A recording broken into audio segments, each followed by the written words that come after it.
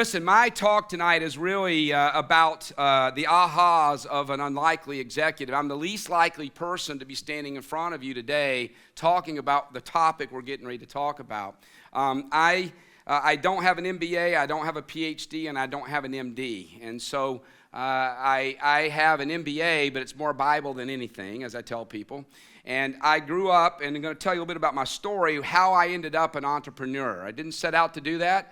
But God intended for that to happen, and I got out of my own way and allowed Him to work, and His ability to take the little skills that I have and drive it with my passion really turned into an incredible ride. And I usually open with prayer. I'm not because I don't want to belabor the time, but back in the back, I was praying tonight, and I always pray this prayer before I speak, that my ego and pride shrink in the shadow of Jesus' cross. Because at the end of the day, the story I'm going to tell you tonight couldn't have happened without the grace of God and without His providence in my life. I was just a country boy from Georgia who said yes. And I had a grandmother who wouldn't let me say no. And so if we talk about my story, my unlikely adventure to get to chase the malady of, or the emperor of all maladies. I don't know how many of you read that book. It's a history of cancer by a man named Siddhartha Mukherjee, who I've had the pleasure now of meeting and spending some time with. It's an incredible book about the history of a disease that has been plaguing people for thousands of years. And unfortunately, in my story, I grew up in a little town in Georgia. I grew up in very humble means, but incredible parents. Grew up in an incredible home of faith and love, and we never had a lot, but we had everything we needed, and I always had the love I needed, and I always had the encouragement I needed to believe that I could do anything as long as it was what God wanted me to do. And my grandmother, my mother and dad both worked in 2 to 3 jobs, depending on the time whatever time we were going through. We lived in a little town where wasn't a lot of economy except for a couple textile mills, a couple auto manufacturing centers, and a brewery. And so all the family worked in the mills. Many people were college educated. And there my story begins. My grandmother, when I was 11 years old, I'm the oldest of 16 grandchildren. At the time, there were about 12 of us alive. My mother comes to my bed one night and says, "Ronnie, I want to tell you, it's really sad. Your grandmother, who obviously I adored because she kept me every day while my mother and dad worked, your mother has the C word," or your grandmother, Meemaw, as I called her, had the C word. And I'm like, "What the heck's the C word, Mom?" She goes, "She's got cancer." It was such a disease we didn't understand back then that everybody was afraid to say it. She has breast cancer. And so I didn't know what the heck that was, but I watched my grandmother go through an incredible transformation in her life from being this healthy woman who would be up at 4 in the morning to prepare breakfast for the guys before they went out to work in the plumbing company that my uncle had started. And she would work all day keeping kids, and in the evening she'd have dinner, and then we'd all go to bed. She'd wash clothes and wash the floor and et cetera, et cetera. And you probably all have a grandmother that's like that, right? That was that generation. That's how they lived, and that's what they did. That was the expectation. And my grandmother was an amazing woman of faith, and I'll never forget, she had her mastectomy, and she would sit in her chair in the kitchen, and she'd holler at me, "Get that black skillet out, throw the Crisco in it, throw those biscuits in," so I learned to cook at a very early age. I wouldn't call it good cooking, and thank God I have good genetics because I don't have any heart problems, but the reality is that's how we ate and that's how we lived. My grandmother survived her first round of breast cancer, even though they thought she was not going to make it. And so through that about 2 years later, I'll never forget, one night we're sitting on a front porch, and we had a glider. Now, your generation has no idea what that is, but I grew up with a glider. It was a metal sofa that was on rails, and would go back and forth like this. And we were gliding, and we put all the kids to bed, and I was sitting there, and she was holding my hands, and she was telling me her story that she always told me because I was a little puny guy, so she always told me the story of David and Goliath. And always encouraged me not to worry about the Goliaths in the world, but that David could, I could be a David. And so I started asking her questions, and I was old enough to have had some science. So what is this? So finally, after all these questions, which she obviously didn't want to talk about, she said, "Ronnie, I want to tell you something." She said, "You are a really inquisitive young man." She goes, "You are smart enough to go to college and be the first one of our kids to go to college, and smart enough to do something about this and go cure cancer." And she said, "Would you do that for me?" And I said, "Yes, ma'am, I'll do that for you." I mean, what do you say? I grew up saying yes, ma'am, every time my grandmother said something. So I said, "Yes, ma'am." So she said, "I'm going to save everything I can to make sure you get to go to college." So for me, that was overwhelming. I didn't realize it at the time, but now 3 or 4 years later, I'm a junior in high school and realizing that there's no way my grandmother's going to be able to pay me to go to college. My family couldn't afford it, and I wasn't smart enough to get an academic scholarship. And the only thing I knew was how to play soccer, and unfortunately, they didn't have soccer scholarships in 1975. So I just dated myself, didn't I? And so I decided in the spring of my junior year that I had to go play football. And of course, I went out and saw the coaches. I was kicking on the football team at the time, and I'll never forget Coach Wiggins. He said, "Ronnie, look, you're a great kid. Keep playing soccer. You'll get crushed out here." And I said, "No, you don't understand. I have to have a scholarship. I want to go to college. I want to be a doctor, and I want to cure cancer." And he said, "Listen, I love your spirit. Gain 35 pounds over the summer and come back in the fall. And if you do, we'll let you try out." So I went home and told my grandmother. My grandmother said, "Okay, we're going to put 35 pounds on you." I gained 37 pounds between March and August when I walked back out in the field. And the beauty was, because I worked in the farm all day and worked out with my hands all the time, not only did I gain 37 pounds, it all went up top, and not much of it went to my waist, thank God. And I was really fast. God granted me speed, so I ran a 4.540. So I go out there in August, and as God's providence happened, he, based on, my grandmother putting Philippians 4:13 on a big piece of paper. It was on my mirror every morning. It was in my locker at school. It was, I can do all things through Christ who strengthens me, and all things meant all things. So I said, I'm going to go play football. And I started third string. The second string guy got hurt. I moved into second string. The guy that was starting, he and I were competing, and he got banged up. And so the first game of the year starts, and guess who starts at cornerback and runs back kicks? Yours truly, right? And so I ended up doing that through the year, and it was an incredible year. And I played at a 4A high school in Georgia, which is the top high school. So I got a joy of covering a guy named Willie Gault, who you may remember. But Willie Gault played for the Chicago Bears for many years. He was a 100-meter hurdler in the Olympics. It was hard to cover him. I was not that fast, so I cheated a little bit. I held him a lot, and then a guy named Drew Hill, who ended up playing for the Houston Oilers, which are now the Tennessee Titans, and a guy named Scott Warner, who played Division I football at Georgia, and Freddie Gilbert, who played at Georgia. And all these guys I would play week in and week out, just out there having fun, trying to do my best. And all of a sudden, about 6 games into the year, I started getting letters from colleges. And next thing I know, 8 games into the year, I started seeing coaches. And they weren't the big schools, but it was the Division I AA and Division II schools. And as about the 10th game of the year, the 9th game of the year, I intercepted a pass across the middle, and I went to turn, and one of their defensive linemen hit me and ripped my knee up and tore my knee up. And so I found myself in the surgery the next day. And, of course, guess who I woke up? Next to me was my grandmother. And my grandmother could pray. And when she prayed, you wanted to go to heaven then because you knew it was going to be good. And so she said, this is not going to deter you from your goal. And so anyway, long story short, my college dream kind of took a little bit of a hit. And then in December, I get a phone call from a coach at a school named Wofford College. And they said, look, we know you were hurt, but we saw your tapes, we saw you play twice, and we want you to come try out in January, and let's try your knee out, and if it's good, we're going to give you a scholarship. And so it turned out I ended up getting a 4-year scholarship to play football, of all things, at 5'5", 185 pounds back then. I'm still 5'5", and I still weigh 185 pounds. It just isn't proportioned the same.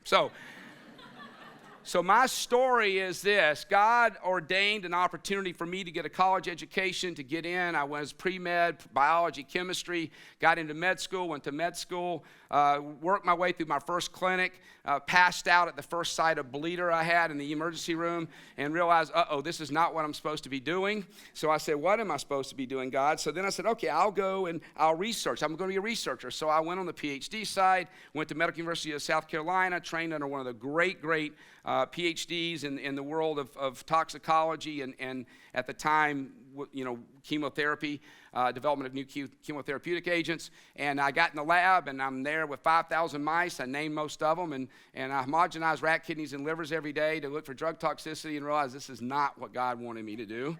So I said, I have no idea. And so I, serendipitously, the guy who called on me to sell me high-purity chemicals to do protein separations, he and I got to be friends, and I found out that he barely graduated from college and was driving a Mercedes, and I didn't even have a car and had student loans for the grad school, and thinking, holy crap, I can do that. So I asked him if he could get me a job. He said, I don't know. I made a resume. Now, guys, you weren't going to believe this. There was no computers back then. I used carbon paper. You guys know what that is? You ever heard of carbon paper? We had paper you put between layers, and when you wrote, it made copies. I know. But so anyway, long story short, I got into the business of diagnostics, and it was God's providence for me, and today the story you're going to hear was my adventure to get from there to where God really wanted me to be. So for the next 10 years, I was blessed to work for a company called Abbott Diagnostics. God allowed me to work for the guy who now is CEO of AbbVie, which is Abbott's pharmaceutical division, and for the guy who is now the CEO of Abbott's whole diagnostics and all the old Abbott Corporation. So a guy named Rick Gonzalez and a guy named Miles White. And I don't know why they liked me, but they did. I was the one scientist that had turned business. Everybody else was business guys. And for whatever reason, they took a liking to me. And for 10 years, they mentored me, taught me, tutored me, allowed me to go to an EMBA program at University of Chicago and Northwestern. And it was quite a fascinating experience for me. And then I ventured out into my own, kind of lost my way, kind of got caught up in the swirl of success and forgot the entrepreneurial spirit that my grandmother had instilled in me. And until my wife called me on it one day, and basically I just got an opportunity to go to Japan and run the largest division within Abbott Diagnostics was in Asia Pac. And I got offered to be the first, vice president ever at 32 years old to go and run that division. And I went home and, hey, look at me. And my wife set me down and said, well, let me burst your bubble, Bubba. Because she said, and my wife's a Southern girl, still Magnolia, so she can say this way. She said, you're not the man I married. You're not doing this for God anymore. You're doing this for you. And I'm moving back to Atlanta. You can move wherever in the world you want to go. But if you want to be with me, you got to get yourself right. And that megaphone of God in my ear actually made me mad for a couple weeks. But the story was really about the fact that God had a path for me that I was not listening to, and I was moving beyond where He had wanted me to go. So I left and started my first company with a guy named Ed Gallup in Atlanta. They had already got the company going, an $8 million company. We went down there and we got it going. It was a beautiful experience, and all of a sudden I realized all that time I spent in corporate America was wasted. I should have been doing startups my whole life, because there's nothing more fun than taking your idea and using your passion and your God-given gifts and making that special and do something. So that company went big. We're doing great, and we're having fun. There's only one problem. It wasn't in cancer. I get the phone call, and my mom goes, Ronnie, it's not good news. Your grandmother's got diagnosed with cancer again. Now, keep in mind, this was her 4th round, which I don't have time to tell you the whole story. But so I went and picked her up. I was the only one she let go to the oncologist with her, so I drove her up to Emory University to see the oncologist. And of course, by then, I kind of knew what I was talking about, and he said, look, she's got, maybe 6 months, maybe. And she was 82. She'd been told this every time, by the way, and it didn't matter to her. So we get in the car, and he goes, you want to do chemo? I said, no, we're not doing chemo. No, it's good. It's all good. So we get in the car, and she goes, it was real quiet for a minute. She goes, Ronnie, he said I'm going to die, didn't he? I said, well, Meemaw, I've never lied to you. You're right. He said you're going to die. And I said, but we're all going to die one day. You taught me that. She goes, yeah, I know, but forget that. She goes, I'm not ready to die. Your granddaddy can't live without me, so I'm not going to die till he dies. She was 82. 86, I get the phone call deep into my entrepreneurial business. We've taken this company about $120 million. It's got a $1.2 billion market cap. And I get the phone call, and my mom says, it's not good. Meemaw's cancer's back. By the way, my granddad died 5 months before this. And so I got to the hospital and spent some time with her. And that week was a long week for all of us, because she's the matriarch of our family. And I still get emotional when I tell the story. But I'd gotten away from the vision of cancer and what she felt like God had called me to do. I was off making a lot of money and doing a lot of great things, but we weren't really focused on where God wanted me. So she ran everybody out of the room. She said, Ronnie, I need you to come sit with me. So I said, yes, ma'am. And so I sat on the edge of her bed, and I held her hand, and she said these words to me. She said, tonight I'm going to go be with Jesus. And she said, you promised me at 13 you were going to go cure cancer, and you've gotten away from it. She said, you need to get back to work. So I said, yes, ma'am. So I, dried my eyes best I could and walked out. And my wife, she knew what was going on. Tony's a very intuitive lady. And by the way, I'll tell you this, if you're going to be an entrepreneur and you're going to be married, you better have a woman who's equally yoked as a guy, or a girl, you better have a husband who's equally yoked, not only in your spiritual walk, but also in your vision walk. And my wife has followed me 14 times to move around this United States in 30 years of marriage, and has never said no to anything she felt God calling us to do. So that's a testimony to how blessed I am on that side of my life too. But I walked out, I was a wreck. She looked at me, and the first words out of her mouth was, "You're going to quit your job, aren't you?" I said, "Oh yeah." And sure enough, I quit my job on Tuesday. I began to look for technologies that were at play in cancer. I had to get back in the cancer game. I found a company called Roche Molecular had a technology that was the rudimentary amplification technology for the Human Genome Project called polymerase chain reaction. If there's any scientists in the room, you'll know that as PCR. And so I said, hey, I don't know how to get a hold of these people, but I know that I need to be working for them because that's where I feel God calling me. That was Tuesday. On Thursday, I got a phone call from the CEO of Roche United States asking me if I'd come interview for a job. I flew up there the next Wednesday. They offered me the job on Thursday. I took it on Friday. And I went in to run the head of the PCR program in the United States for Roche. 2 years later, we were focused on HIV at the first. We were also investing in cancer. And 2 years later, I get a phone call from the CEO of Roche and said, Ronnie, we need you to go to the West Coast and take over the global business. We're putting one of our guys from Germany who's a strategist out there as CEO, but he has no commercial experience. And we know you can do it. Would you go to California?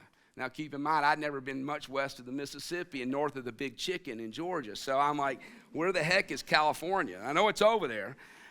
And so I took off, and of course, I went home, and Tony and I prayed about it, and we just felt God, calling us to do it. And I went out there, and I became the steward of $1 billion business with a $220 million R&D budget, about $100 million focused on HIV, and guess what the other $100 million was focusing on? Cancer.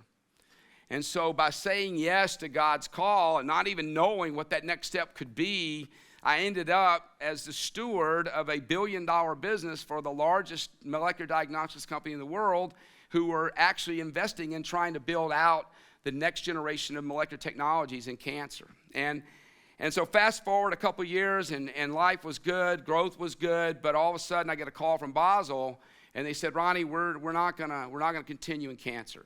HIV had taken off. We had an $800 million business in HIV. We were going to go into HCV, and we'd done a lot of good in that area, but that wasn't God's call in my life.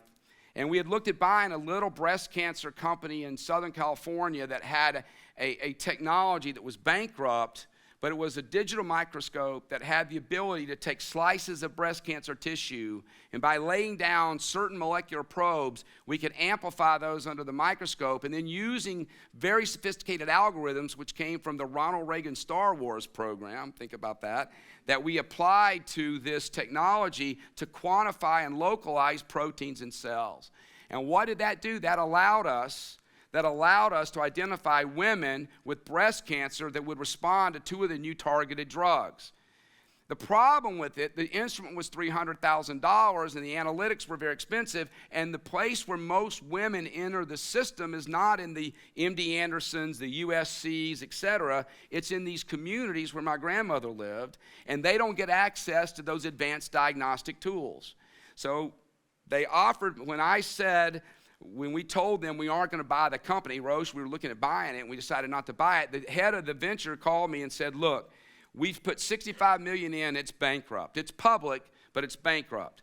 We'll put $15 million more in if you come down here and take the idea that you had for Roche and turn that into a business here. And I went back and talked to my wife and talked to my mentors, and I have to be honest, every one of my mentors said, are you friggin' crazy? Bankrupt company with an unproven technology in an area that's somewhat ubiquitous, and we don't even know the real reality of how to use those tests yet, and you're going to leave the premium job in diagnostics, and you're going to go do that? And I said, well, maybe not. So I told him no, and then my wife kept saying, really, Ronnie, is this your calling? And I said, well, I don't know. So I go argue with God a little bit in the morning, and I'd go read a little bit about how David would say, hey, God, come on. And next thing you know, I kept hearing these words, is it your calling, is your calling? And finally, my wife and I, have been praying about it, and she just said, you need to go do this. You're not going to be fulfilled in life unless you go do it. And I said, yeah, because you know what the reality is, I can't do it. If I go do this, God's going to have to be at the center of it, and God's going to have to make it something. It can't be me. And so I said yes and stepped out. And the first day I walked into this company, there were about 25 people standing on. This was a small little company at the time because they were bankrupt. They only had a skeleton crew. 24 people up and around the staircase in the little lobby. And so I go in and give my vision talk about where we're going to go and how we're going to redo the company as a service. And we're going to reach out and try to, through the internet, push this incredible data, this information through the internet, and touch women in communities and doctors in communities that would never have access to this. And we were going to do something incredibly godly for the world. And I got through with my talk, and I thought I'd done a great job. I'm feeling good about that. Some people are patting me on the back and high-fiving me, and I get to the top of the stairs, and this lady looks me right in the eye, and she says, you need to get back on that plane. You need to go back to Northern California, and you need to go back to Roche, because your God isn't big enough to fix this problem. And so I looked at her, and I said, well, first off, my God is big enough, and second off, this is a calling. It's not a job. So I can't go back to my other job because I came where I was called. But I could just feel Satan around me. It was the weirdest feeling I've ever had in my life. And I grabbed two people that I knew, and we went to my office, and I shut the door. One of them was my CFO, who was a Christian, and we got on our knees before God, and we said, God, this is your company from this day forward. You have to come in, and you have to make it work. We aren't big enough and good enough to make it work, but we will sell out to you if this is what you will for us. And that prayer started what became a weekly Bible study of my executive team every week in my office. And what I'm going to show you now real quickly is sort of the outcome of that story. The reality is Hippocrates, he's an old dude, right? And what he said 500 BC is that the art of medicine's long, life is short, opportunity fleeting, the experiment's perilous, and judgment flawed. All we wanted to do at Clarion was change that last clause. We wanted to create informed judgment for physicians and communities who see women who may not have the money to go to a large medical center to get treated like they do at the big medical centers, because we were solving these tumors by then. The tumor that killed my grandmother was being solved, but it wasn't being solved in Fayetteville, Georgia, or Macon, Georgia. It was being solved at Emory University in Atlanta, right? And so we said, if we can do that, we can take what I call the greatest understatement of the 20th century. That is that this structure that Watson and Crick found in 1953, a structure which had considerable biological interest. You guys know what that structure was? DNA, right? And what we wanted to do was we wanted to take it and unveil the mystery of this disease called cancer. So with our passion and the knowledge that we had and a tremendous amount of inspiration that God gave us and guidance, we realized quickly it wasn't the genetic fingerprint, but it was this combination of fingerprint, messaging of the fingerprint, the coding of proteins from that fingerprint, and the impact on cell function. And that whole package of information is what was going to transform the management of cancer. And this, by the way, is a highway, one highway communication code for cancer. This is the EGFR pathway. I get asked all the time when I'm speaking, especially in the Susan G. Komen forums. You always have some people that say, it's a conspiracy. The drug companies have a cure. They don't want to give it to us. I put this slide up, and I say, anywhere in there could be a malfunction of coding, and that plus the code on top of this, which is the DNA code that starts it all. If you look at those combinations, there's 300 and something subtypes of breast cancer at the molecular level. Multiply that times 16 pathways times some 400 series of proteins that can be produced, you have an almost unsolvable equation of complexity, right? What we did, by the grace of God, was you said, we're going to focus on one thing, and that's curing these patients. Whatever it takes, whatever it costs us, sometimes we'll make money, sometimes we won't, but we're going to honor God, and we're going to do everything we can to make this work. And we came up with a model by knowing our 5 smooth stones. Now, where did that come from? Well, you remember my grandmother, when I was growing up, always told me about David? And you know what? David didn't get to be David slaying Goliath by going out one day and learning how to use a slingshot. He learned it through his character-building days of keeping his daddy's sheep and making sure the lions and the bears weren't getting it. And he had killed much tougher foes in there than going after a Philistine. And if you remember the story, and I love because Malcolm Gladwell, if you haven't read it, by the way, Malcolm Gladwell has professed his faith about 1.5 years ago, which I got to hear, which is an amazing thing. He wrote a book called David and Goliath and memorialized the story my grandmother used to tell me. She used to say, Ronnie, Saul put his armor on him. You know how much that stuff weighed? I don't know, 100 pounds. David was a pipsqueak like you. I'm like, oh, good. And guess what he did? He threw it off. And what did he do? He found his 5 smooth stones, and he used those 5 smooth stones to slay the giant. So my message to you as a young entrepreneur is, as you think about your business opportunities that you're getting ready to go look at, understand your 5 smooth stones. They're out there. Find them, know them, and use them. Because if you use your 5 smooth stones, you're going to be able to obviate any giant in the marketplace you find, and you're going to be able to hit them in the head, knock them down, and take their own sword and knock their head off. So just know that what we found was we had secrets that nobody else had. I call them divinely ordained secrets, where we understood our focus was the patient, and we understood the combination of that combination I talked to you about, and that allowed us to get to this where we were able to identify a series of simplification tools that allowed a doc, even in the smallest town in Georgia, to take our data and apply it to manage those patients differently. That business turned around because we had a servant leadership culture. You know, I love telling the story of Jesus in public universities. I always start my talks off by, tonight we're going to talk about the greatest leader that ever lived. You can deny his deity, and I'm happy to debate that after the conversation today, but you can't deny his leadership qualities. He took 12 guys with no skills. One of them dropped out of the program, and 3 years, he gave them an incredible vision. He mentored them. He didn't manage them. He mentored them. And he sent them on a mission to change the world. 2,000 plus years. It's the only enterprise that's grown every year for 2,000 years. That is sustainable leadership, folks. And so if you think about servant leadership and how to build a company on servant leadership, it produces things like this. This is one quick story about where we are, and I know I am over time, so I'm going to finish up. But this is a 43-year-old patient, high-profile patient, lung cancer. I got a phone call, CEO of Clarence said, Ronnie, we're at the end with this patient. Can you take a look? Had lung cancer. The image on the left, this image here, is the patient with lung mets. You can see he's got mets all over his lung. I said, sure, of course. We take all comers. So they sent us the tumor biopsy. We did the DNA. We found a rare breast cancer mutation in his lung. We got him on an experimental drug for breast cancer. The right is his body a year later, and he's now 6 years out with no cancer. That's a testimony to what God can do when you align your passion and your skills with God's providence. So we were able to take that and in 2019, well, I'm going way back. In 2010, December 2010, we were actually able to sell the company to GE for 5.8 revenue multiple, the highest revenue multiple in the history of our industry. But that really wasn't the thing that made our year. The thing that made our year is that bottom thing.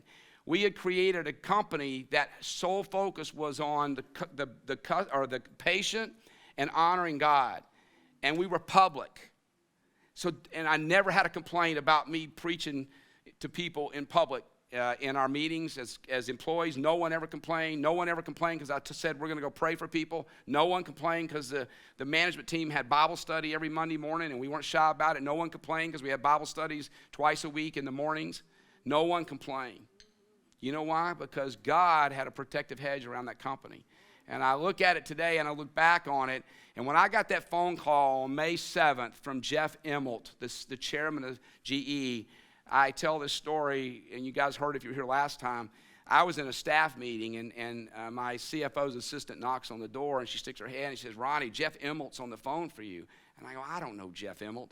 And everybody looked at me and said, guys, I don't know him. This is not, it's one of my friends. Tell him he's just trying to get me out of this meeting. Tell him I'll call him in 10 minutes. So my CFO's assistant told the chairman of GE that I'd call him in 10 minutes. And I called him back, and it was a great laugh, and he turned out to be a great guy, and we did the deal. But the thing that I really want to make sure that you guys understand as you head into your entrepreneurial world is that God has gifted each one of you. It's not like some of you came off the line and you fell, and oh, God, good luck down there. I mean, he gave everybody a series of gifts. I use this quote a lot when I'm mentoring young MBA students is, in the Chariots of Fire. If you haven't seen this movie, it's worth renting if you can find it. I'm sure somewhere in the archives of Netflix it's there. Eric Liddell, Scottish runner, one of the fastest men in the world, quick story, decided in the Olympics in the 20s he was not going to run the final race even though he was predicted to win because it was on Sunday. And he wouldn't compromise that for anything. And so this is his quote, God made me fast, and when I run, I feel his pleasure. And my point to you guys is, as part of this process, I encourage you to take this opportunity as you think about your entrepreneurial ideas and see how do you align your gifts with God's passion he's instilled with you and make the experience of the business you're going to create align with that.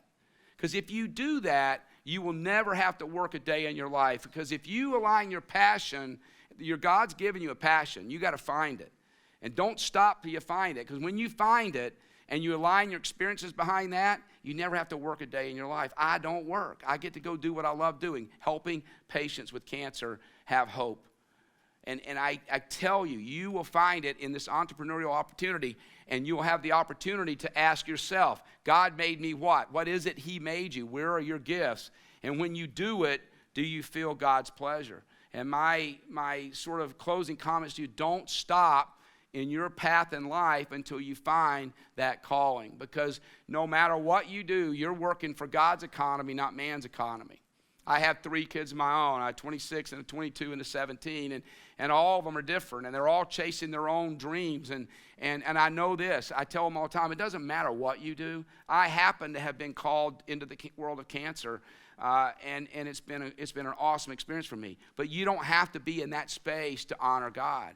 And I call Colossians 3:2 out for you because it's an important scripture for you to know and have, because as you put your business together, whatever you do your work with enthusiasm. You know what I emphasize enthusiasm? Because listen, there's 2 types of people in this world, right? People that brighten the room when they walk in, and people that brighten it when the door hits them in the rear end on the way out, right? I cannot understand why a Christian would ever be the latter.